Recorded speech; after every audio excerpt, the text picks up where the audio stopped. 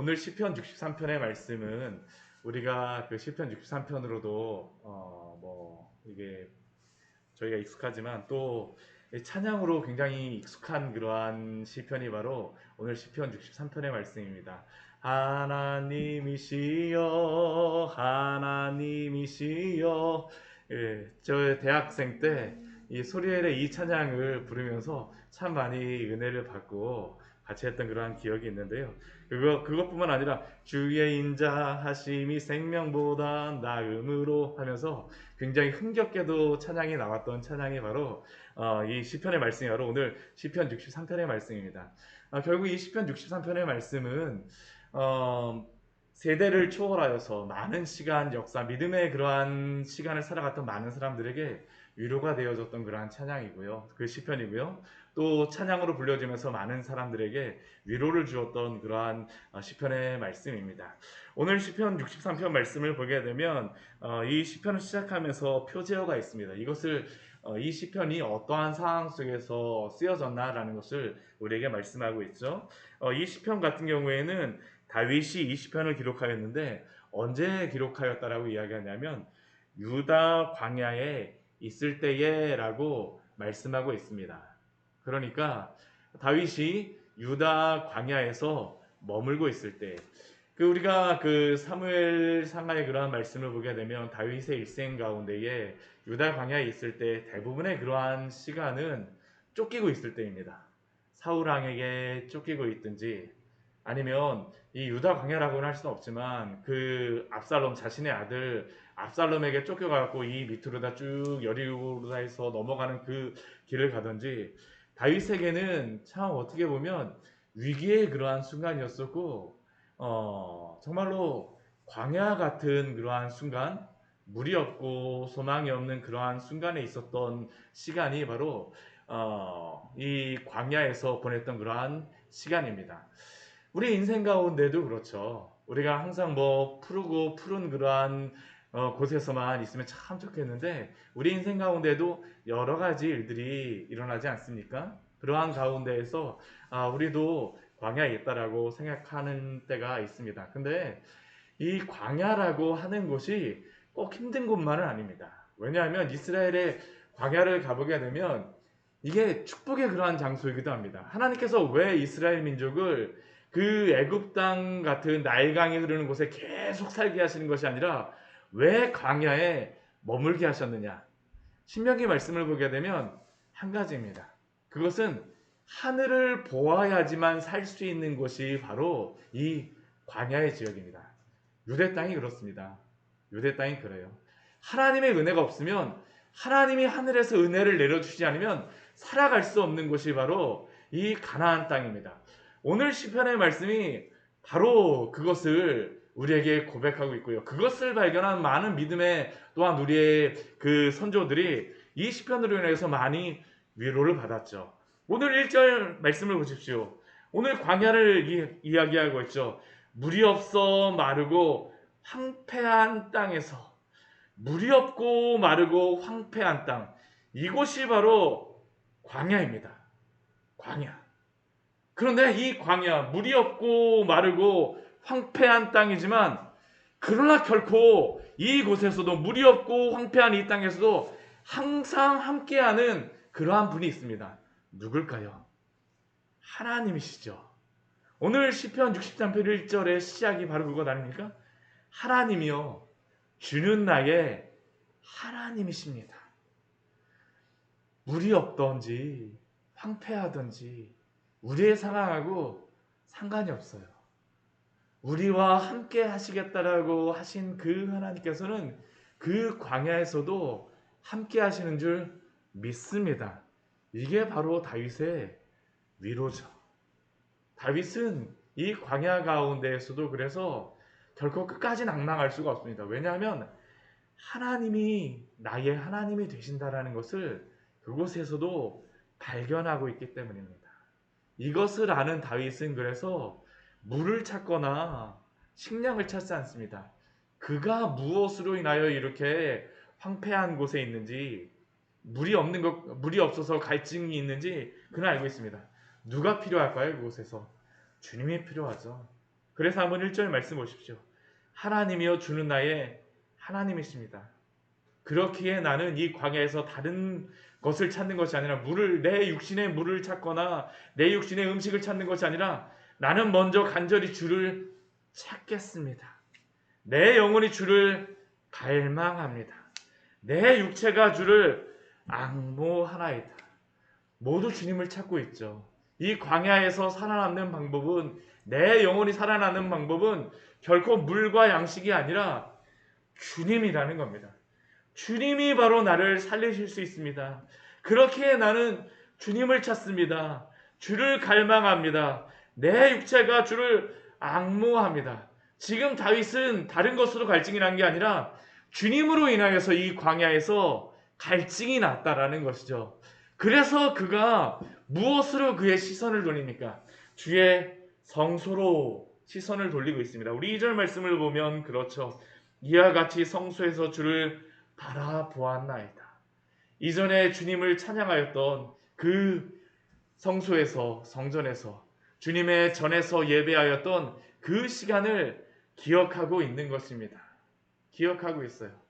우리 그 교회 나오시는 성도님 중에 주일날 예배를 제대로 나오실 수 없는 그러한 분이 항상 그 예배를 출석 못 하시게 되면 항상 말씀하시는 것이, 예배 드렸던 그 순간을 항상 기억해요. 온라인으로 다 이렇게 들으시면서 뭐라고 말씀하시냐면, 찬양을 듣게 되면 성도님들의 찬양 소리가 다 들린대요. 말씀을 읽게 되면 말씀 읽는 소리가 들려갖고, 저분은 저기서 말씀을 읽고 있겠구나. 저기서 찬양을 하고 있겠구나. 하나님의 그 은혜 가운데에서 내가 그렇게 예배하였구나. 오늘 다윗이 바로 그것입니다. 이 광야에서 주님이 베풀으셨던 그 예배 가운데, 임재 가운데에 함께 하셨던 그 주님을 기억하는 것이죠. 주님을 예배하였던 그 때를 기억하는 것입니다. 왜요? 주의 권능과 영광을 보기 위하여서 이와 같이 성소에서 주를 바라보았나이다. 주님을 이 광야 속에서 기억하고자 하는 것입니다. 너무나도 간절히 그가 주님을 찾고 있는 것이죠. 그가 이 가운데 하나님이 주시는 그러한 은혜가 있습니다. 그 은혜의 말씀이 무엇일까요? 우리가 아주 유명한 그러한 그 가사로 우리가 또 잘 아는 말씀이죠. 우리 3절 말씀 같이 한번 읽어볼까요? 주의 인자하심이 생명보다 나음으로 내 입술이 주를 찬양할 것이라. 하나님이 주시는 은혜가 무엇일까요? 주의 인자하심이 생명보다 낫다라는 그러한 것입니다. 이것은 단순히 그냥 지식적으로 아는 그러한 주님의 인자하심이 아닙니다. 정말로 주님의 인자하심이 나의 생명을 살리고 있다라는 것에 대한 고백이죠. 우리가 낙심될 때에, 우리가 소망을 잃었을 때에, 이것은 단순히 그냥 육체적으로 광야에 있는 것뿐만이 아니죠. 우리의 마음이 광야 같은 속에 있었을 때 우리가 그렇지 않습니까? 주님이 힘 주시게 되면, 주님이 능력 주시게 되면 갑자기 용기가 막 용솟음 치면서 없던 힘까지 막 나는 것 같고, 우리가 소망을 찾을 때가 얼마나 많습니까? 주의 인자하심이 생명보다 나음으로. 왜 주의 인자하심이 생명보다 낫겠습니까? 이 인자하심이라고 하는 단어는 제가 여러 번 나누었지만 헤세드라고 하는 그러한 단어입니다. 헤세드. 이 헤세드는 그 인자하심이라고 하는 하나님의 그 은혜, 호의라고 하는 단어는 그 여러 가지의 그러한 단어들이 있습니다. 뭐 했나 뭐 이렇게 해갖고 그러한 단어들도 있는데, 이 인자하심이라고 하는 이 단어, 헤세드라고 하는 단어는 특별한 그러한 의미가 있습니다. 그게 무엇이냐면 언약에 충실한 그러한 사랑입니다. 이게 무슨 의미냐면 우리의 상황과 상관이 없다라는 것이에요.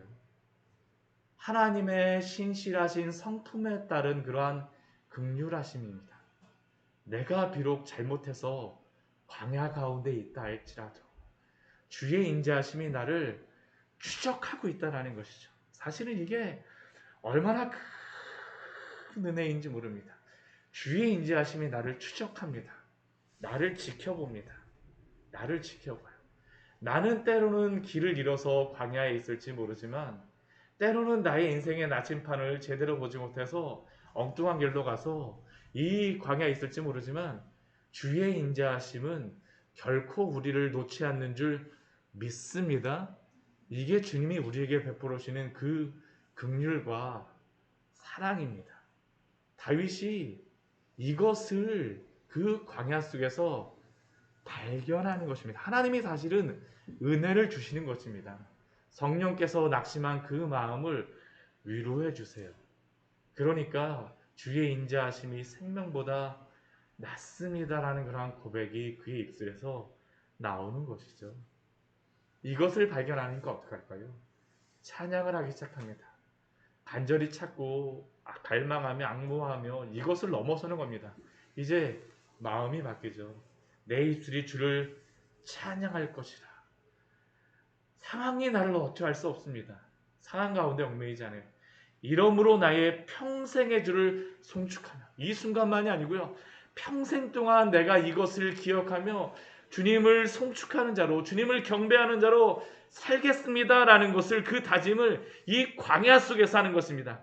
주의 이름으로 말미암아, 내가 어떠한 것 때문이 아니라 주의 이름으로 말미암아 나의 손을 들리이다. 이 광야 속에서 주님이 무엇을 먹여주십니까? 우리 5절 말씀 같이 한번 읽어보도록 할까요? 골수와 기름진 것을 먹음과 같이 나의 영혼이 만족할 것이라. 나의 입이 기쁜 입술로 주를 찬송하되. 광야 속에서 다윗의 그런 상황이 바뀌었을까요? 아니요. 여전히 다윗은 광야에 있습니다. 아마 다윗이 가졌던 것은 많은 음식이 아닐 것입니다. 아마 이러한 가죽 부대 안에 물 조금 하고, 그리고 그 안에 마른 빵 같은 것들, 비상식량 같이 그러한 곳에서 가지고 있었겠죠. 그러나 그곳에서 주님이 채워주시기 때문에 골수와 기름진 것을 먹음과 같이, 우리가 배고플 때 맛있는 음식을 먹게 되면 우리의 마음이 얼마나 만족스럽습니까? 근데 그 광야 속에서 이러한 음식 이상으로 주님으로 인하여서 그가 만족할 것이다 라고 고백합니다. 오늘 하루 우리 주님이 채워주시는 이 은혜로 만족한 하루 보내시기를 축원합니다. 이게 바로 성도에게 있는 그러한 축복이죠. 성도가 누려야 될 그러한 축복 아닙니까? 또한 다윗은 6절 말씀에서 이것을 또한 주의 나의 침상에서 주를 기억한다라고 합니다. 아마 이 광야의 이 시편을 기억할 때, 그 읊조릴 때가 이 침상에서인 것 같습니다. 뒤척뒤척거리고 잠도 안 오고 새벽까지 막 그럴 수도 있습니다. 잠을 잘 못 잘 수도 있어요. 그러나 주의 이 은혜를 기억하며, 이 새벽이 단순히 불면증의 시간이 아닙니다.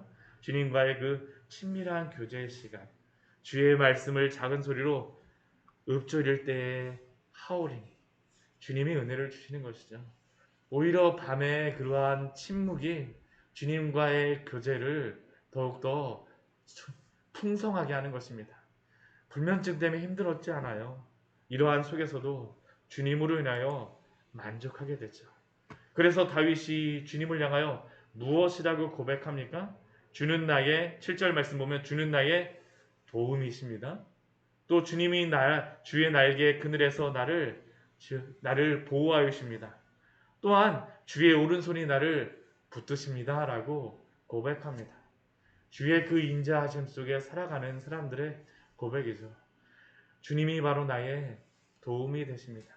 누가 나를 이 광야 속에서 울타리를 둘러주는 것이 아니라 주님이 나의 울타리가 되어주세요. 주의 날개 그늘 아래 내가 쉴 수가 있습니다. 그곳에서 편안하게 안식할 수 있는 것이죠. 주의 오른손이 나를 붙드십니다. 나의 영혼이 주를 가까이 따르리니. 주님을 따르고자 하는 그러한 성도를 결코 주님께서 버리지 않으시죠. 주의 그 인자하심, 그 추적하시는 그 인자하심이 주를 따르는 그러한 성도를 버리시겠습니까? 아니요. 주의 오른손이 나를 붙드시거니와. 그러나 다윗을 괴롭혔던 그러한 원수들은 어떻게 될까요? 우리 9절과 10절 말씀해 보게 되면 다윗을 이 광야로 내몰았던 그러한 자들에게 하나님의 그러한 심판이 있을 것을 우리 분명히 말씀하셔서 하나님이 갚아줄 것이라는 것을 다윗은 또한 기대하는 것입니다. 나의 영혼을 찾아 멸하는 그들은 땅 깊은 곳에 들어가며 칼의 세력에 넘겨져 승량의 먹이가 되리이다. 뭐 자신의 그런 원수를 향해서 막 저주한다라고 생각하지 마십시오. 하나님께 이 모든 것을 다 맡기는 것입니다. 하나님 앞에 맡기는 것이에요. 나의 원수 갚음까지. 우리가 로마서 우리 12장 말씀에서 다윗이 그 원수 갚음에 대해서 말하고 있지 않습니까? 내가 원수 갚지 않죠. 오히려 원수를 사랑하는 것으로서 다윗이 고백하지 않습니까? 바로 이것입니다. 주님께 모든 것을 맡기는 것이죠. 대신 성도는 어떻습니까? 주 안에서 즐거워합니다. 우리 11절 말씀 우리 같이 읽고 오늘 말씀 마무리하도록 하겠습니다. 왕은 하나님을 즐거워하리니 주께 맹세하는 자마다 자랑할 것이나 거짓말하는 자의 입은 막히리로다. 왕은 하나님을 즐거워하리니 주께 맹세한 자마다 자랑할 것이나 주님으로 자랑하는 것이죠. 성도는 주님으로 즐거워하는 것이고 주님으로 자랑합니다. 그러나 주님을 따르지 않고 패역하며 거짓말하는 자는 어떡할까요? 그 입이 막히리라 라고 말씀하고 있습니다. 말씀을 정리하도록 하겠습니다. 주의 인자하심이 오늘도 주의 성도들을 추적합니다. 그게 바로 인자하심입니다. 결코 포기치 않으세요. 주님의 그 인자하심 가운데 오늘도 주의 날개의 그늘 아래 평안하게 누리시는 우리 귀한 성도님들 되시기를 축원합니다. 같이 기도하겠습니다. 하나님 아버지, 오늘 말씀을 통하여서